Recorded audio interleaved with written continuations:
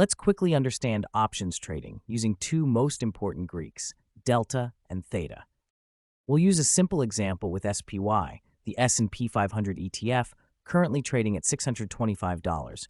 We are comparing two SPY call options, both with a strike price of $630. The first expires on July 11th and is currently priced at $2.23. The second expires on July 18th and is priced at $4.44. Let's start with delta, which measures how much the option price changes for every $1 move in SPY. The July 11th call has a delta of 0.35, so for every $1 SPY moves, this option gains about 35 cents. The July 18th call has a delta of 0.417, so it gains about 41 cents per dollar move in SPY. The higher delta on the July 18th option means it gives you more exposure to SPY's movement, which makes sense because it has more time left. Now let's look at theta, the Greek that tells you how much value the option loses each day due to time decay. The July 11th call has a theta of minus 0.27. That's a daily loss of 27 cents just from time passing. The July 18th call has a theta of minus 0.24, which means a daily loss of 24 cents. Since the July 11 option is closer to expiration, it loses value faster, a classic case of accelerated theta decay. So in simple terms, delta shows your reward if SPY moves. Theta shows your cost if it doesn't. The July 11th call is cheaper, but comes with slightly lower delta and faster time decay. If you expect a quick move in SPY, the shorter dated option could work.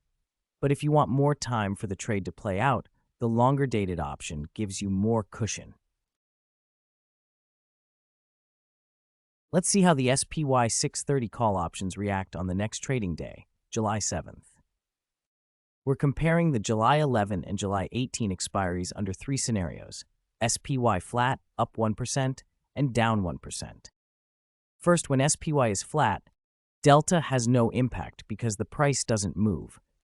For the July 11 call, theta reduces the price by 27 cents, bringing it down to $1.96. For the July 18th call, theta is lighter at 24 cents, so the price drops slightly to $4.20.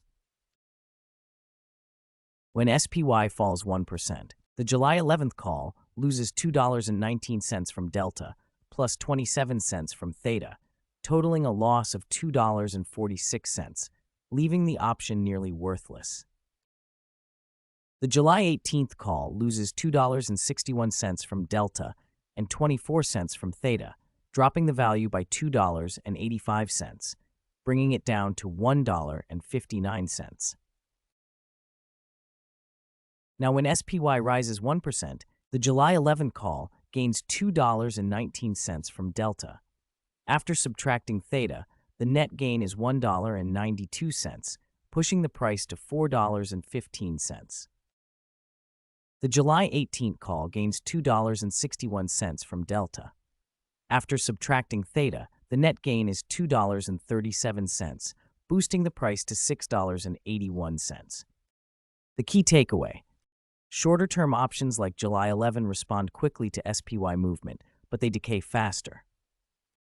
Longer-dated options like July 18th offer more delta exposure and slower time decay. This content is for educational and entertainment purposes only. It is not financial advice. Please like, share, and subscribe for more.